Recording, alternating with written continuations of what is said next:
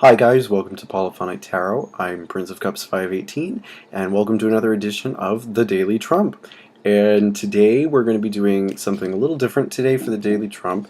I would like to, instead of letting the cards kind of tell us themselves what they'd like us to hear today, I'm going to be specific and pick the High Priestess as a significator. Now, the reason I did this is because the other day I went to go do a video, another Daily Trump video, and I got the Devil again for the third time in a row. So I figured that I didn't want to do the same card over again, and I also think it would be cool to do something that's a little more feminine. We haven't really done anything. The majority of the cards that we've been drawing have been the Devil and the Magician, that sort of thing. We did get the Moon, which is technically a feminine card, but I wanted to pick the High Priestess because she's one of my favorite cards. She's definitely one of the more interesting cards in the deck, and I love her energy. So I'm going to use today, I'm not going to use my top deck today. I am going to use the traditional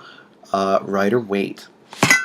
So I've already pulled her out as a significator. Okay, so what I'd like to do today is a little bit different than what we've been doing. In addition to pulling out the High Priestess as our significator for today, I would like to also basically pull out all the other cards in the deck and use them in their different categories. So I've pulled out all the court cards and put them in a pile, all the minors here, and all the trumps. So for these readings, as you can tell, I'm kind of like manipulating the deck and not necessarily using it in a traditional way, as we've sort of been doing by, our methods for pulling the significator in the first place, by letting the cards sort of tell us themselves what they would like the significator to be for that day. Not only today am I, determining the significator for us today, but I'm also cutting the deck into sections. So, there are different readings that do use this method, and you draw one of each kind. I've seen them before in different little white books that come with different decks, though they are rare, to be fair. And some people only read with the major arcana. That's another thing that some people do. That is something that some people only read with the majors. Personally, I don't like to read only with the majors. I understand the value in it, and I understand why you might want to do that. But from a philosophical perspective, I advocate trying to use as much of the entire deck in whatever way as possible, because if you think about tarot as an entity, you don't want to use only a portion of it, because then you're missing out on all the rest of it. Tarot is supposed to be as much of a reflection of the universe as it is, or the structure of life as possible in a symbolic way. And if you are only taking the cool parts about life, then you're missing out all the other details that make life more interesting, actually, and more diverse and rich and complicated. So I don't think it's a great idea to read with just the trumps, but if that's what you do, so be it.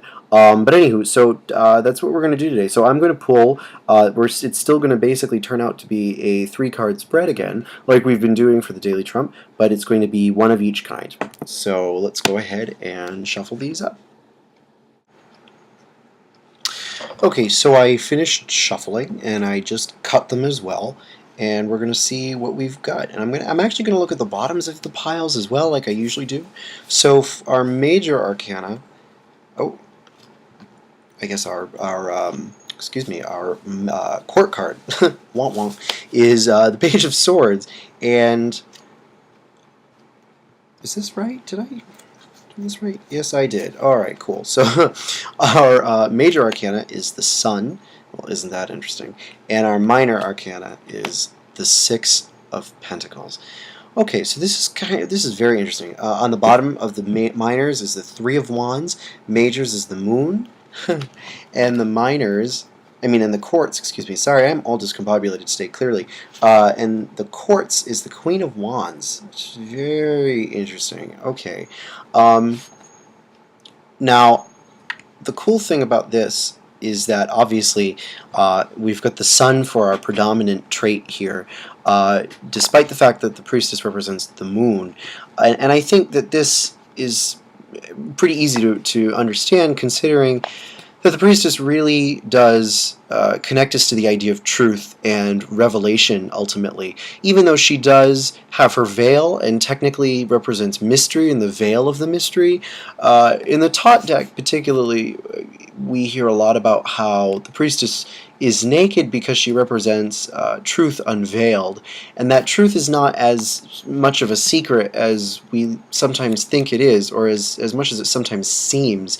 You know, sometimes the truth can seem like this big radical concept that doesn't really exist in real life, and it's something that you have to really look for. But the real truth is that truth is actually available to you and is accessible to you, you know, through learning to observe it. And I think that that's what we get at with the Page of Swords. In my opinion anyway, the Page of Swords for me, I always associate the Page of Swords with the idea of vigilance. It's just something that I've always seen the Page of Swords as having to do with, this idea of being on guard, but being observant and having your eyes peeled for certain signs and things in the air that are about, you know. And I think that that's part of what he's getting at here, is that to kind of see how the priestess translates in our lives, you have to keep your eyes open, and you have to be very vigilant in listening out for those very quiet siren calls of intuition, and those very passive messages that we receive in our daily lives, you know, through different circumstances and coincidences, or things that seem like coincidences. You know, really, I don't know if I entirely believe in coincidence, and that's just because of my work with tarot. The idea of coincidence doesn't really work with tarot. Nothing really is a coincidence, you know. Everything is willed into being by something or other, you know. And we have to understand what message those happenings are trying to communicate to us. Now, the Queen of Wands is interesting. That has special significance for me personally, just because for me, you know, I don't know if I've mentioned this before in any previous videos, but for me, my holy guardian angel, as I have come to understand her, is always represented by the Queen of Wands, and the princess, excuse me, and the High Priestess herself is a representation of the holy guardian angel, and that being's voice, that being's call, that being's presence, that sort of sits quietly in our lives and slowly guides us and directs us towards better things, and that has some significance for me. I don't know. I might come back to her. But with the moon is interesting too, on the bottom of our majors, because this goes very well with what we were saying about, you know, revealing that which is hidden, and it ties very nicely into this theme that is being presented to us here of needing to look for the truth behind that which seems illusionary. You know, that which seems like it might not have much significance actually does have significance, and we have to look for it. Now, with the minors, we've got the Six of Pentacles and the Six of Pentacles. Oh God, rough day today. And the Three of Wands. Now, I see this as, you know, interacting with the High Priestess, or the energy of the High Priestess, is a bit of an even exchange. It has to be a reciprocal relationship. You have to, you kind of, it's one of those things that you only get out of it what you put into it, you know, like most things in life, but particularly the relationship with God that one has is so personal and is so dependent upon how you choose to go about it. You know, if you choose to just kind of passively ignore it and not really believe in it, then it's not going to manifest itself in an obvious way for you in life, and you're going to remain convinced that things are really not actually as they are. Whereas if you're actually consciously looking for it, and looking for that warmth is what I'm getting from the Queen of Wands, that presence of benevolence, and that presence of really something better wanting, or rather, something out there that is looking out for your best interest. The Queen of Wands, traditionally, particularly in this deck, is associated with kindness and warmth and generosity. And we have all these symbols of generosity here with the Six of Pentacles as well. And it is sort of this generous force in our lives that does want the best for us and does want to take care of us. It's part of what the whole idea of Christ as the Good Shepherd comes down to. The High Priestess is in some ways that same analogy of the shepherdess in this case. And this, we can tie this into the old Hermetic beliefs, or really, is it more Masonic rather? All I can think of is the last bit of Faust by Goethe, who was of course very much interested in Kabbalah and Freemasonry throughout his life.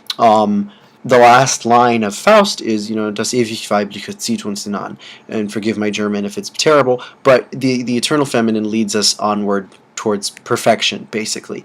And that is what the High Priestess is all about, that magnetic allure of the divine feminine towards perfection. And the interesting thing considering that too is that the Queen of Wands is a card of intense magnetism. She is a personality that has tremendous sway over people because she's so magnetic. That comes partially from her level of attractiveness, her charisma, her warmth and gentility, and all those good things. But she has this natural magnetism to her that is quasi-sexual, and that does have to do with the Priestess. That does very much have to do with the Priestess. So it's very interesting to me. The Three of Wands, I think, also ties into that idea of leading us towards, trying to help us and lead us towards something better, and some sort of it's this idea that there's a plan for us, I get, from this Three of Wands, Six of Pentacles, that the Priestess is there to help us and to help us establish our plan so that we don't get lost. She is the Good Shepherdess. She's Mary had a little lamb, and literally Mary. All the symbols end up conflating after a while, not necessarily those of nursery rhymes, but but those of biblical names and things like that. It all works eventually. But this is a fascinating reading, and there are actually a lot of solar aspects of this, and this may have to do with the fact that the Priestess is on the middle pillar of the Sephiroth. She does represent that very solar, balanced energy represented by the middle pillar, and she does extend from Keter to Tiferet, which is the sun. So it is not coincidence, again, that we have the sun and a six of anything, and the sun in Aries and the Three of Wands. And the Queen of Wands being Aries, and just being a fire card in general, has a very solar aspect to her innately. Now, the other interesting thing about this is that, this is not, for a card that is considered so passive, there isn't a lot of passivity in this reading. This card is so traditionally associated with this very still, calm influence that sort of just ebbs and flows in life. But here we're seeing this sort of equal exchange that is continuous. It actually has a lot of energy behind it. It isn't as dull or what's the word I want? Obscure or inaccessible as it may seem. There's actually a lot of force at work behind the Priestess, and I think we just have to open ourselves up to it and hear that call, much in the same way that we hear the call of judgment. It's very similar, I think. Some certain major arcanas, a lot of people say that the major arcana are grouped in the spirit category. All the other cards have specific elements, and of course the majors do as well, but the majors are sort of grouped into this quintessence category of spirit. And in my experience, yes, that is true, but there are certain cards that have specific spiritual significance and that are very important to receive if one is trying to get a bearing of themselves spiritually. And I think the Priestess is definitely one of those cards. Judgment is definitely one of those cards. They have direct spiritual connotations to them, so they do have a lot of mobility in them, considering that the virtue of spirit is to go, ire in Latin. So I hope you found this interesting. I found this fascinating. This is a very interesting reading to me, anyway. If you have any questions, please leave them in the comments and let me know what you think. And don't forget to like, subscribe, share, all that good stuff. And I will see you soon. Thanks for checking in, guys. Take care.